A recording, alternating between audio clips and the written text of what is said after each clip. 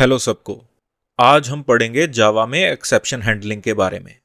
इस कॉन्सेप्ट को लेके बहुत लोगों को बहुत डाउट रहते हैं। हम इस चैप्टर में बेसिक से लेके एडवांस तक सारे कॉन्सेप्ट क्लियर करेंगे। ये पार्ट 1 है। इसमें हम देखेंगे बेसिक ट्राई कैच ब्लॉक।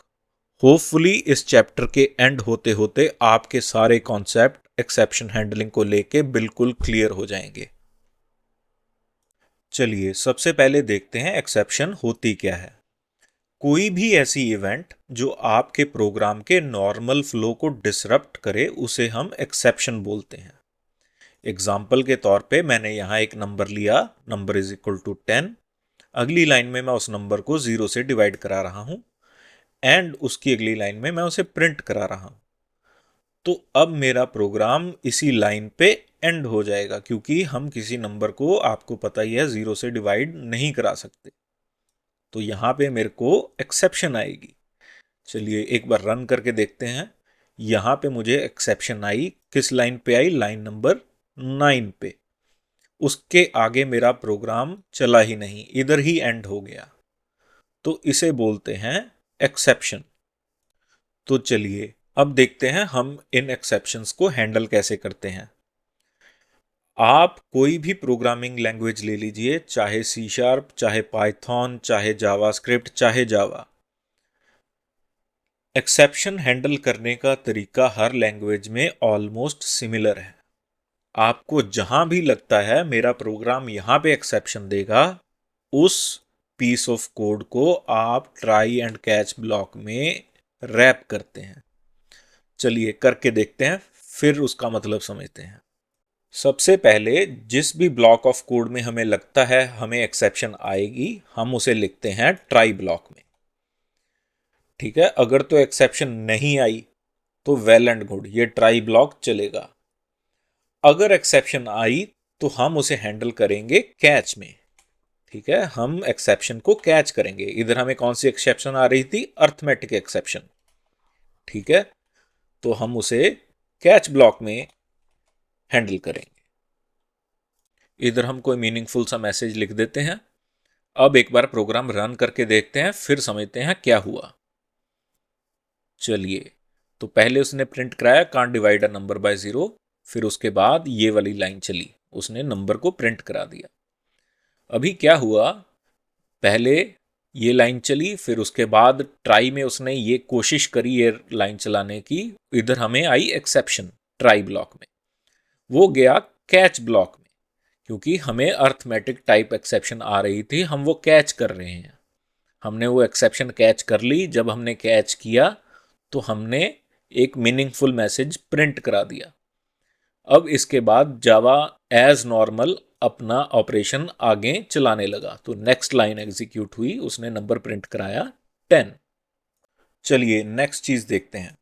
मैं इसी लाइन के अंडर कुछ लिखता हूं, कुछ प्रिंट कराता हूं। अब इस प्रोग्राम को रन करके देखते हैं। अभी ये लाइन मेरी प्रिंट नहीं हुई क्योंकि हमें यहां पे एक्सेप्शन आ गई, तो इसने इधर से ही सीधा कैच ब्लॉक में हमें भेज दिया। ठीक है, तो जहां भी हमको एक्सेप्शन आएगी ट्राई ब्लॉक में, उधर से ही वो कैच ब्लॉक में चला जाएगा, उसके आगे वाला कोड एग्जीक्यूट नहीं होगा। चलिए नेक्स्ट चीज देखते हैं। अब मैं यहां 0 की जगह 1 कर देता हूं। ठीक है, तो अभी हम इसे रन करके देखते हैं क्या आता है। अभी ये प्रिंट करा रहा है this method can get an exception, क्योंकि ये जो लाइन है हमारी अब कोई एक्सेप्शन थ्रो नहीं कर रही।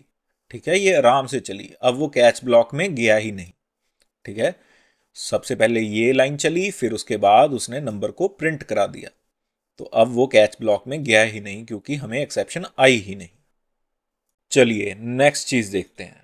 मैं यहां पे एक एरे लेता हूं जिसमें एक ही एलिमेंट है, यानी कि एरे 0 एग्जिस्ट करता है। मैं इधर 1 की जगह इसको डिवाइड कराता हूं एरे 1 से, जो कि एग्जिस्ट करता ही नहीं है। ठीक है, तो यहां पे हमें एक्सेप्शन आएगी क्योंकि एरे 1 एग्जिस्ट नहीं करता, एरे 0 एग्जिस्ट करता है 10। अब देखते हैं हमारा कैच ब्लॉक इसे कैच करता है इस एक्सेप्शन को या नहीं। तो रन करके देखते हैं। अभी देखिए हमारा प्रोग्राम यहीं एंड हो गया। इस हमारे कैच ब्लॉक ने इसे कैच किया ही नहीं। ये क्यों नहीं किया, चलिए देखते हैं।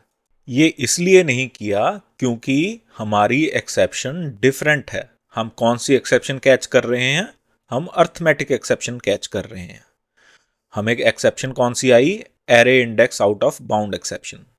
अगर हम इस एक्सेप्शन को कैच करेंगे, ठीक है, अब हम इसे रन करते हैं तो हमारा प्रोग्राम कैच में जाएगा। तो इस एक्सेप्शन को हमने कैच कर लिया। तो जिस भी टाइप की एक्सेप्शन आएगी हम उसे ही कैच करेंगे। इसमें बहुत सारे टिप्स एंड ट्रिक्स हम आगे देखते हैं। हम सभी एक्सेप्शन को एक साथ भी कैच कर सकते हैं, वो हम आगे देखते हैं। चलिए नेक्स्ट चीज देखते हैं। हम एक ट्राई ब्लॉक के साथ मल्टीपल कैच स्टेटमेंट लिख सकते हैं।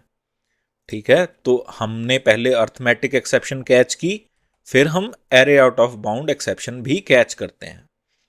तो जो भी टाइप की एक्सेप्शन आएगी हमारा जो कोड है उसी कैच ब्लॉक में जाएगा। अभी हमारे पास कौन सी एक्सेप्शन आ रही है? Array index out of bound. तो अब हम इसे रन करते हैं तो वो क्या प्रिंट करेगा? Array out of bound. ठीक है, एरे आउट ऑफ बाउंड। अगर हम इधर 0 लिख देते हैं तो हमें कौन सी एक्सेप्शन आ रही थी? Arithmetic exception. तो वो किस कैच ब्लॉक में जाएगा? अर्थमेटिक एक्सेप्शन वाले में। ठीक है, can't divide a number by 0। तो हम जितने मर्जी कैच ब्लॉक लिख सकते हैं। चलिए, तो यही चीज हम जावा 7 के बाद एक ही कैच ब्लॉक में कर सकते हैं with the help of pipe operator. तो यहां पे हम लिख सकते हैं अर्थमेटिक एक्सेप्शन और array out of bound exception. तो दोनों एक्सेप्शन को ये वाला कैच ब्लॉक कैच करेगा। हम इधर इफ स्टेटमेंट की हेल्प से पता कर सकते हैं कौन सी एक्सेप्शन आई। ठीक है, तो एक ही कैच ब्लॉक लिखा, हमने दोनों ही एक्सेप्शन कैच कर ली। तो चलिए एक बार रन करके देखते हैं। अभी हमको आएगी अर्थमेटिक एक्सेप्शन, तो भी इस कैच ब्लॉक में जाएगा, can't divide a number by 0। और अगर मैं इधर लिख देता हूं एरे 1 तो भी इस कैच ब्लॉक में जाएगा और प्रिंट करेगा एरे आउट ऑफ बाउंड। ठीक है, तो हमने यहां पे चेक किया किस इंस्टांस की एरर है हमारे पास, किस इंस्टांस की एक्सेप्शन है हमारे पास। तो उस हिसाब से हमने मैसेज प्रिंट करा दिया। चलिए आगे बढ़ने से पहले थोड़ा सा ब्रेक लेते हैं और समझते हैं हमारी एक्सेप्शंस की हायरार्की क्या है। हमारी जो अर्थमेटिक एक्सेप्शन है ये टाइप है रन टाइम एक्सेप्शन की। आगे इस वीडियो में हम पढ़ेंगे जावा में कितने टाइप की एक्सेप्शन होती है, चेक्ड वर्सेस अनचेक्ड, उधर हम इसे डिटेल में देखेंगे। अभी के लिए आप मान के चलिए हमारी जो दोनों एक्सेप्शंस हैं वो रन टाइम एक्सेप्शन की टाइप हैं। हमारी रन टाइम एक्सेप्शन जो है ये एक्सटेंड करती है एक्सेप्शन क्लास को। बाय डिफॉल्ट जावा में जितनी भी एक्सेप्शंस हैं वो सभी एक्सटेंड करेंगी एक्सेप्शन क्लास को। एक्सेप्शन क्लास जो है वो आगे एक्सटेंड करती है थ्रोएबल को। टॉप लेवल ऑब्जेक्ट तो ऑब्जेक्ट ही रहेगा। जावा में जितनी भी क्लासेस हैं वो सभी टॉप लेवल ऑब्जेक्ट को एक्सटेंड करती हैं। चलिए तो हमारे कोड में आके भी देख लेते हैं। अगर हम अर्थमेटिक एक्सेप्शन क्लास में जाएं तो आप देख सकते हैं ये टाइप है रन टाइम एक्सेप्शन की। रन टाइम एक्सेप्शन जो है ये टाइप है एक्सेप्शन क्लास की। एक्सेप्शन जो टाइप है ये है थ्रोएबल क्लास की। ठीक है, तो ये है हमारे एक्सेप्शन की हायरार्की। इसका मतलब ये हुआ अगर मैं इन दोनों की जगह रन टाइम एक्सेप्शन लिख देता हूं तो ये दोनों को कैच करेगी क्योंकि ये दोनों रन टाइम एक्सेप्शन की टाइप हैं। ठीक है, एक बार रन करके देख लेते हैं। तो यहां पे आया एरे आउट ऑफ बाउंड, उसने एक्सेप्शन कैच की। ठीक है, अगर मैं इधर 0 कर देता हूं तब भी ये कैच ब्लॉक में जाएगा और एक्सेप्शन को कैच करेगा।